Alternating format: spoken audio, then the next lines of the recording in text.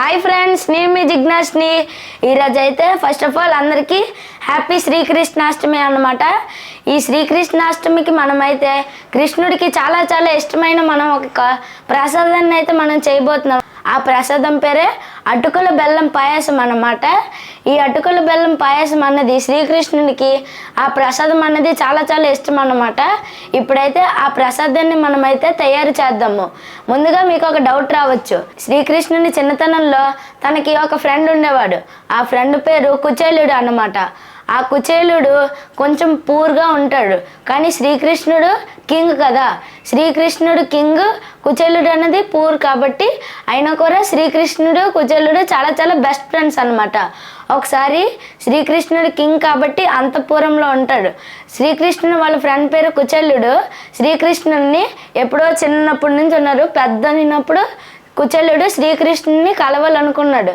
శ్రీకృష్ణుడిని కలవాలనుకున్నప్పుడు కుచేలుడు poor కదా, poor కాబట్టి కుచేలుడి దగ్గర ఎవరైనా మనం ఎక్కడికైనా వెళ్తే ఏమైనా పట్టుకెళ్తాం కదా, స్వీట్ కానీ చాక్లెట్స్ కానీ ఏమైనా పట్టుకెళ్తాం కదా వేరే వాళ్ళ ఇంటికి వెళ్తే. ఇప్పుడు కుచేలుడు కూడా అలాగే ఆలోచించాడు. నా ఫ్రెండ్ వాళ్ళ ఇంటికి వెళ్ళినప్పుడు నేను ఏవైనా తన కోసం పట్టుకెళ్తే బాగుంటుంది కదా, లేకపోతే బాగోదు కదా అనేసి ఇల్లంతా ఫుల్గా వెతికాడు. ఇల్లంతా ఫుల్ వెతికినా కూడా ఏమీ దొరకలేదు. చివరికి ఒక మూటలోనైతే అటుకులు అన్నవి ఉన్నాయి. ఆ అటుకుల్ని తీసుకొని సరాసరిగా ఆ శ్రీకృష్ణుని ఉన్న ప్యాలెస్కి అయితే వెళ్ళాడు. ఆ కోట దగ్గరికి వెళ్ళాడు. కోట దగ్గరికి వెళ్ళగానే ఏముంచి సోల్జర్స్ ఉంటారు కదా ఫుల్గా, వాళ్ళు ఏముంచి సైనికులు కుచేలుని ఆపేశారు. ఈ కుచేలుడు ఏముంచి శ్రీకృష్ణుడి దగ్గరికి వెళ్ళాలని సైనికులతో చెప్పాడు. ఆ సైనికులు శ్రీకృష్ణుని ఫ్రెండ్ అనేసి నమ్మలేదన్నమాట. ఆ సైనికులని శ్రీకృష్ణుని ఫ్రెండ్ అని అస్సలు నమ్మలేదు. తీసుకెళ్ళి ఇచ్చేలా చేశాడంట ఆ కుచేలుడు. అప్పుడు శ్రీకృష్ణుడు ఇంకా కుచేలుడు చూసి ఇద్దరు చాలా మురిసిపోయారు. ఎందుకంటే తన తోటి బాల్యమిత్రుడు తనకి సంవత్సరాల తర్వాత కనపడగానే శ్రీకృష్ణుడు కుచేలుడు చాలా చాలా సంతోషించారు. ఒకరి ముఖాలు ఒకరు చూసుకొని చాలా చాలా ఆనందించారు. అప్పుడు శ్రీకృష్ణుడు అడిగాడు, మిత్రమా నా కోసం నువ్వేం తెచ్చావు అనగా, కుచేలుడు ఉన్నారు కదా ఫ్రెండ్స్, ఒక మూటలో అటుకులు ఉన్నాయి కదా, ఆ అటుకులు ఇస్తే శ్రీకృష్ణుడు ఎలా రియాక్ట్ అవుతాడు ఏమి అనేసి అనుకున్నాడు. అయినా కూడా ధైర్యం చేసుకొని ఆ అటుకులు అన్నవి శ్రీకృష్ణుడికి ఇచ్చాడు. శ్రీకృష్ణుడు చూసి ఆ అటుకుల్ని ఏముంచి ప్రసాదంగా చిన్న నోట్లో పెట్టుకొని తిన్నాడు అన్నమాట. మిత్రుడు ఇచ్చాడు కాబట్టి అప్పటి నుంచి అటుకుల ప్రసాదం అయితే చాలా చాలా ఇష్టం అన్నమాట. మనమైతే ఈ ప్రసాదాన్ని అయితే ఇప్పుడు చేసేద్దాము. మీరు కూడా మీ ఇంట్లో చేసుకోవడం అయితే మర్చిపోకండి. ఇది ముఖ్యంగా శ్రీకృష్ణునికి చాలా చాలా ఇష్టము. ఇప్పుడైతే మనం బెల్లం పాయసం అన్నది చేయబోతున్నాము. అటుకుల బెల్లం పాయసానికి కావలసిన పదార్థాలు పాలు కావాలి. పాలు, ఇంకా మీ ఇంట్లో ఉంటే తగినంత డ్రై ఫ్రూట్స్ అన్నవి కావాలి. మేమైతే జీడిపప్పు తీసుకున్నాము, బాదం పప్పు తీసుకున్నాము, కిస్మిస్ తీసుకున్నాము, అలాగే ఒక యాలక్కాయ అన్న తీసుకున్నాము, ఇలాచి అన్న తీసుకున్నాము. అటుకులు ఫ్రెండ్స్ చూడండి, ఈ అటుకులు అన్నవి డ్రై అటుకులు అన్నమాట. ఈ అటుకులు అన్నవి మనం నీళ్ళతో బాగా వాష్ చేసేసి అప్పుడు ఆ నీళ్ళని తీసేసి ఇవే అటుకులు అన్నమాట. ఈ అటుకులని అయితే మనం బాగా వాష్ చేసి అయితే తీసుకోవాలి. వీటికి తగ్గట్టు ఈ బెల్లం అన్నది మీరు తీసుకోవాలి. ఇప్పుడు నేనైతే పాల ప్యాకెట్ని అయితే కట్ చేసి ఒక బౌల్లోనైతే వేసుకుంటున్నాను.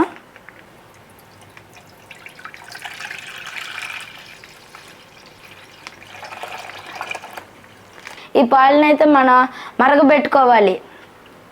దీనికోసం మనమైతే గ్యాస్ అన్నది ఆన్ చేసుకుందాము. ఆన్ చేసుకొని హైలోనైతే పెట్టుకుందాము. ఇప్పుడు ఈ బెల్లం ఉంది కదా, ఈ బెల్లాన్ని అయితే తీసుకొని మనమైతే పాకం చేయాలన్నమాట. ఇప్పుడు మనం పాకం చేయడానికి మరొక చిన్న గిన్నె అయితే తీసుకొని ఈ బెల్లాన్ని అయితే మొత్తం ఇందులో వేసుకోవాలి. ఈ ప్రసాదం అయితే శ్రీకృష్ణుడికి చాలా చాలా ఇష్టము. ముఖ్యంగా ఇప్పుడైతే కొంచెం నీళ్ళు వేసుకుంటే సరిపో. ఎందుకు నీళ్ళు వేసానంటే బెల్లం అన్నది డైరెక్ట్గా మనం ఈ పాలలో వేసామనుకోండి, పాలు అన్నవి విరిగిపోయే ఛాన్సెస్ అన్నవి ఎక్కువగా ఉంటాయి. కాబట్టి మనమైతే స్పెషల్గా దీన్ని ఒక ప్రాసెస్ చేయాలి. ఇప్పుడైతే పక్క స్టవ్లోనైతే మనం ఈ బెల్లం పాకం అయితే చేసుకుందాము. ఈ బెల్లం అన్నవి ఈలోపు కరిగిపోతుంది అన్నమాట. ఈ విధంగా ఇందులో ఉన్న మొత్తం బెల్లం అయితే కరిగిపోతే సరిపోతుంది. ఫ్రెండ్స్ ఇప్పుడైతే పాలు చూడండి, పాలు అయితేనేమించి మరిగిపోయాయి కదా, మరిగిపోతేనేమించి ఇప్పుడైతే మనం ఈ అటుకులు అన్నవి ఈ పాలలో వేసేసుకుంటే సరిపోతుంది. ఇప్పుడు చూడండి ఇందులో వేస్తాం కదా, ఇప్పుడైతే మనం కలుపుకుందాం. ఈ అటుకులు అన్నవి ఉడికాయి కాబట్టి మనమైతే ఈ పక్కనున్న ఈ బెల్లం పాకం అయితే ఈ పాలల్లో అయితే వేసుకుందాం.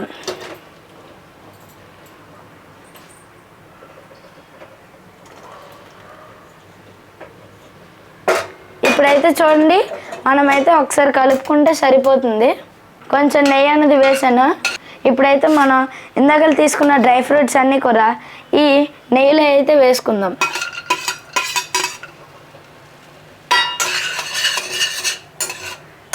డ్రై ఫ్రూట్స్లో తీసుకొని మెల్లగా వీటిని వేయించుకుంటే సరిపోతుంది. ఫ్రెండ్స్ ఇప్పుడైతే ఈ డ్రై ఫ్రూట్స్ అనేవి ఈ నెయ్యిలోనైతే బాగా వేగిపోయాయి అన్నమాట. ఇప్పుడైతే ఈ డ్రై ఫ్రూట్స్ తీసి అల్లలో వేసుకుంటే సరిపోతుంది.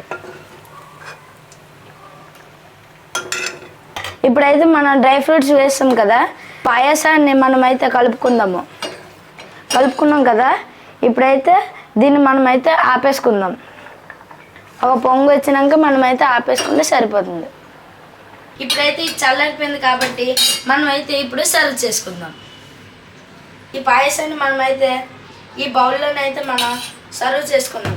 శ్రీకృష్ణునికి చాలా చాలా ఇష్టమైన ఈ అటుకుల పాయసాన్ని అయితే మనం టేస్ట్ చేద్దాం.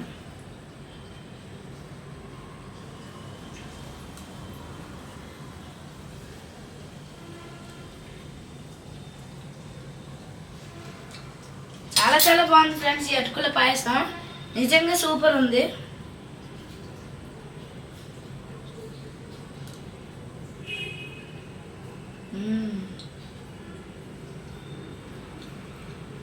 ఇప్పుడు నాకు అర్థమైంది ఫ్రెండ్స్, శ్రీకృష్ణునికి ఈ పాయసం అంటే ఎందుకు ఇష్టమో. చాలా టేస్ట్ ఉంది, సూపర్గా ఉంది ఈ ప్రసాదము. ఇప్పుడైతే ఈ ప్రసాదాన్ని మీరు కూడా మీ ఇంట్లో చేసుకోండి. ఓకేనా ఫ్రెండ్స్, ఈ ప్రసాదాన్ని మీ ఇంట్లో చేసుకోవడం అయితే మర్చిపోకండి. ఈ వీడియో కనుక మీకు నచ్చినట్టయితే లైక్ చేయండి, షేర్ చేయండి, సబ్స్క్రైబ్ చేయడం మర్చిపోకండి ఫ్రెండ్స్. బాయ్.